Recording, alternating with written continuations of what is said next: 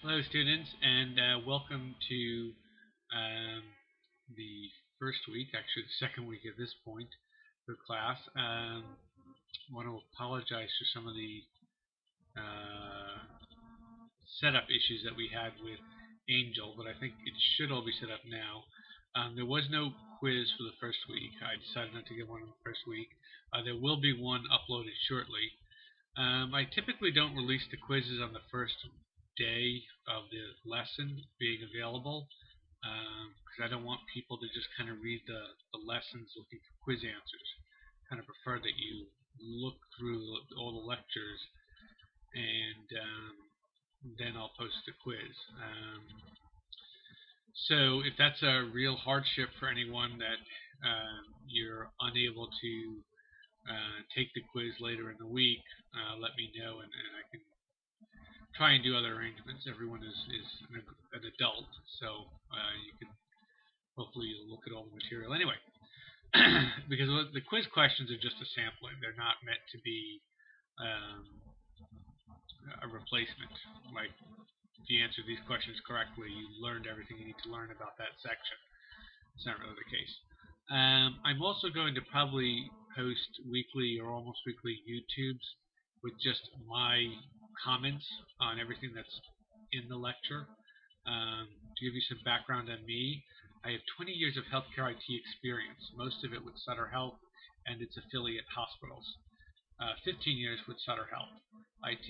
I've been a manager, an IT manager of software development at Sutter for 15 years. Um, and I've been teaching for 10 years now at College of San Mateo and Mission College most recently, but also I've taught at Golden Gate and City College of San Francisco.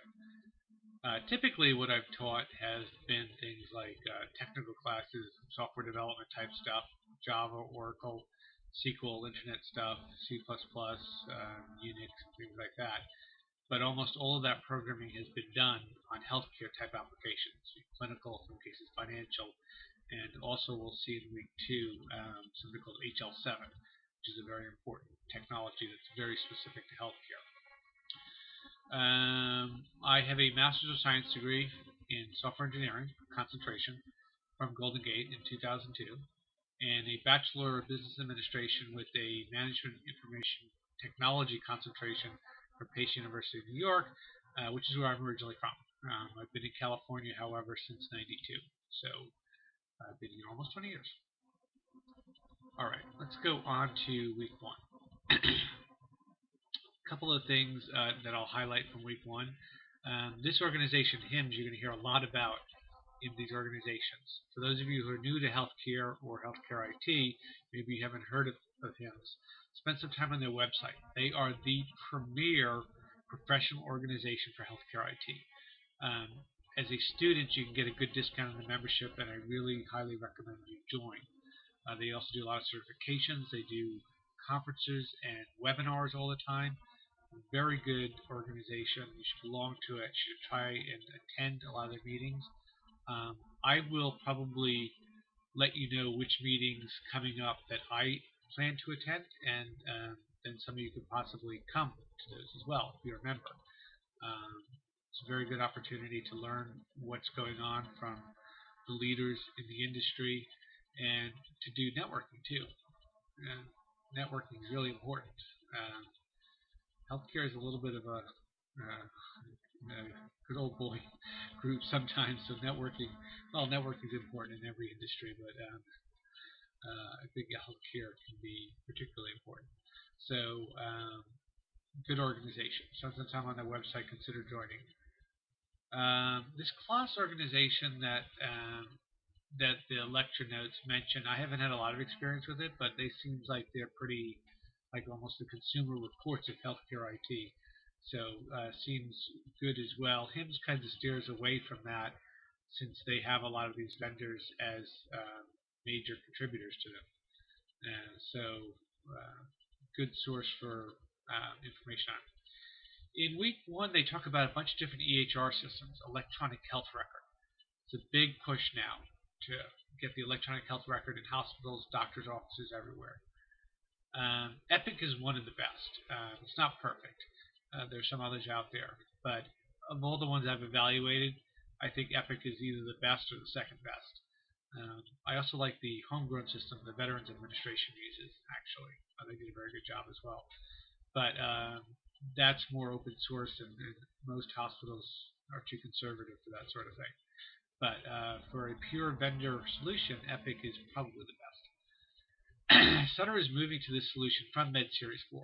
Med Series 4 is a system mentioned as well. It's old, old character-based system written, I think, in the 70s or maybe even the 60s. It's old. Another system we use, which is a little bit newer than some of our affiliates, is Sunrise. That's mentioned as well. That's from the Eclipsys Corporation that was mentioned. Epic is based in Madison. It's also used by Kaiser. Expensive system. Kaiser spent over $1 billion implementing Epic, and Sutter will spend $1 billion implementing Epic too.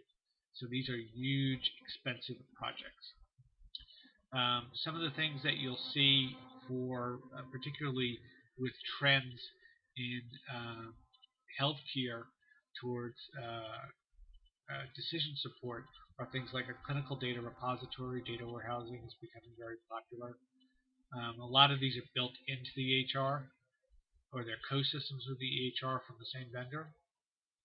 CPOE just stands for Computerized Provider Order Entry System. That's not really quite an EHR. MS4 is considered a CPOE, but not really an EHR. Results reporting is another big thing, particularly sending reports to doctors. Faxing reports. Auto-faxing is big.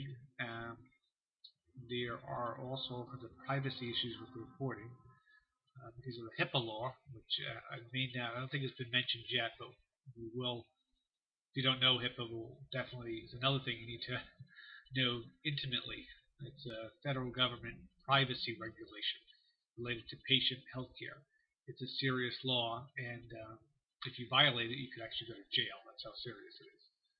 Not just sued, but go to jail. So that's an issue with results reporting back to an external physician's office. Clinical charting and documentation also important and done by a lot of systems. Most hospitals have dozens and dozens of systems. They may have one main clinical system, but each department has probably got its own dedicated system. It may have several different systems.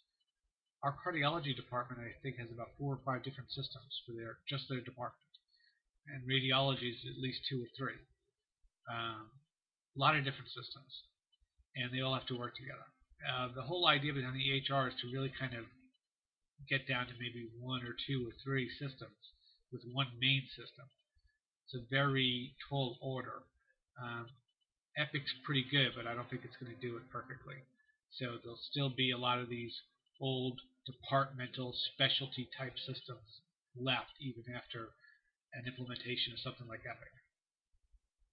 Again, a lot of these vendors are based on really old technology, 70s, 80s, character user interfaces.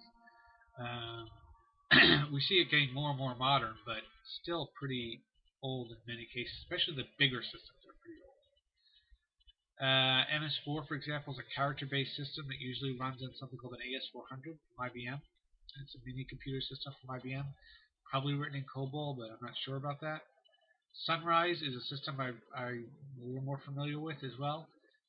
It is character-based, meaning, a character, if anyone remembers the old DOS days, pre-Windows, where you had a character screen of 80, I think it was 80 characters across by 24 down.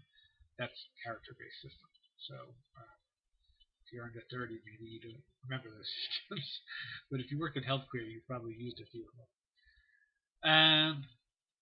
So still character-based and runs on Unix operating system, mostly.